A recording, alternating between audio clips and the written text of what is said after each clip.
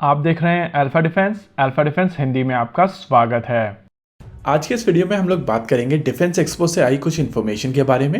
अभी इस वीडियो के दौरान हम लोग केवल दो सिस्टम्स के बारे में बात करेंगे, जो है रुद्रम 2 और रुद्रम 3। लेकिन इन जनरल अगर डिफेंस एक्सपो को लेकर एक्सपीरियंस की बात की जाए तो ये देखकर काफी अच्छा लगा कि Indian private sector company DPSUs और DRDO की अलग अलग लैब काफी तेजी से और बहुत ही ज्यादा नीश टेक्नोलॉजी के ऊपर काम कर रही हैं।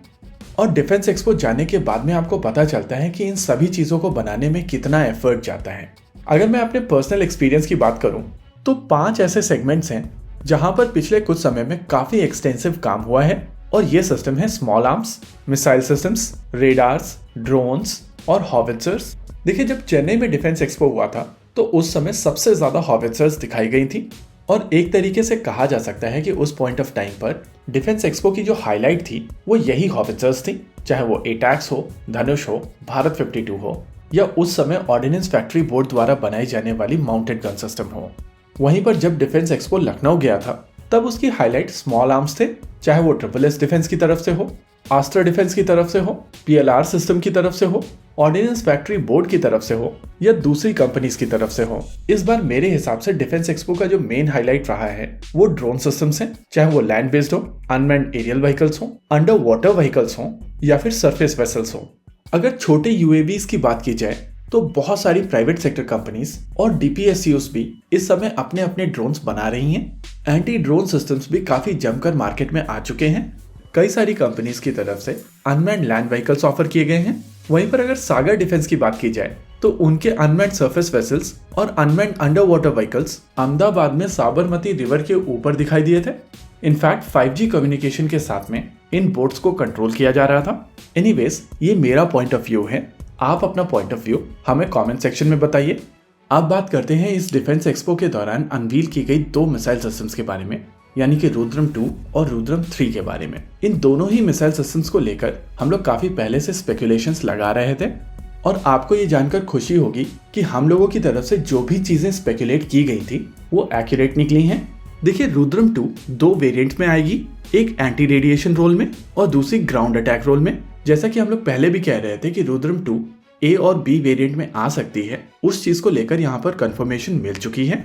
देखिए, अगर एंटी रेडिएशन रोल की बात की जाए तो ये वेरिएंट एक पैसिव सीकर के साथ साथ इमेजिंग इंफ्रारेड सीकर के साथ में आएगा, जिसमें 155 किलोग्राम का वॉरहेड होगा। वहीं पर ग्राउंड अटैक रोल में जो मिसाइल सिस्टम यूज की जाएगी उसमें पैसिव सीकर नहीं होगा, वो केवल इमेजिंग इंफ्रारेड सीकर के साथ में आएगी, और इसी वजह से इस मिसाइल सिस्टम का वॉरहेड 200 किलोग्राम तक का होगा। अगर प्रपल्शन की बात की जाए तो इसका प्रपल्शन काफी सिंपल रखा गया है। इसमें बेसिक सॉलिड रॉकेट मोटर का प्रयोग किया जाएगा और मिसाइल सिस्टम लगभग 300 किलोमीटर तक की रेंज देगी। अगर स्पीड की बात की जाए तो ये मिसाइल सिस्टम अपनी पूरी फ्लाइट रिजीम में अलग अलग लेवल पर अलग अलग तरीके की स्पीड परफॉर्मेंस देने वाली है। और अगर पीक परफॉर्मेंस की बात की जाए तो ये 5.5 माक तक की स्पीड तक जाएगी, यानी कि एक फेज के दौरान ये missile system hypersonic missile system के तौर पर काम करेगी। बेसिकली एंटी रेडिएशन वेरिएंट की मदद से रेडार सिस्टम्स को टारगेट किया जा सकेगा। वहीं पर अगर ग्राउंड अटैक रोल की बात की जाए तो उसकी मदद से बंकर, एयर स्ट्रिप्स, हैंगर्स या और दूसरे स्ट्रेटेजिक टारगेट्स को न्यूट्रलाइज किया जा सकेगा। वैसे आप सभी लोगों को याद होगा कि कुछ समय पहले जब वेंकैया नायडू साहब RCI पहुंचे थे तो उनके बैकग्राउंड में हम लोगों को एक पीले कलर की मिसाइल सिस्टम दिखाई पड़ी थी। तब हम लोगों ने स्पेकुलेट करके कहा था कि ये missile system most likely Rudram 3 है, और अब उसको लेकर भी कंफर्मेशन मिल चुका है। अभी आप अपनी स्क्रीन के ऊपर उसी मिसाइल सिस्टम को देख रहे हैं, और ये मिसाइल सिस्टम रुद्रम 3 है। डिजाइन में ये मिसाइल सिस्टम काफी हद तक रुद्रम 2 की ही तरह है, और इसके भी 2 वेरिएंट बनाए जाएंगे, एंटी रेडिएशन और ग्राउंड अटैक। लेकिन अगर रुद्रम 2 की बात की जाए तो इम्पैक्ट के आसपास उस मिसाइल सिस्टम की मैक्सिमम स्पीड ऑलमोस्ट 1 माक के आसपास होने वाली है, लेकिन Rudram 3 through out supersonic speed से ट्रैवल करेगी, और इस फ्लाइट के दौरान बीच में ये मिसाइल सिस्टम 5 माक तक जाएगी, यानी कि कुछ फेजेस के दौरान ये मिसाइल सिस्टम हाइपरसोनिक स्पीड से ट्रैवल करेगी। ये नई इन्फॉर्मेशन आ जाने के बाद में ये चीज क्लियर हो गई है कि इन मिसाइल सिस्टम का नाम रुद्रम क्यों रखा गया है।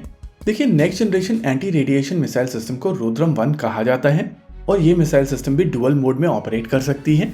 लगभग उसी ही तरह रुद्रम 2 और रुद्रम 3 भी एंटी रेडिएशन के साथ साथ ग्राउंड अटैक रोल में भी ऑपरेट कर सकती हैं, और इसी वजह से कहा जा सकता है कि ये फैमिली ऑफ मिसाइल सिस्टम्स हैं, जिसमें 1 200 किलोमीटर तक की रेंज देती है, 2 300 किलोमीटर तक और 3 लगभग 500 किलोमीटर तक। होप इस फैमिली की मिसाइल सिस्टम्स को लेकर जितनी भी कंफ्यूजन्स थी वो अब दूर हो गई होगी। इसी के साथ आज के इस वीडियो में रखते हैं केवल इतना ही। वीडियो को अंत तक देखने के लिए धन्यवाद। देखते रहिए अल्फा डिफेंस। जय हिंद।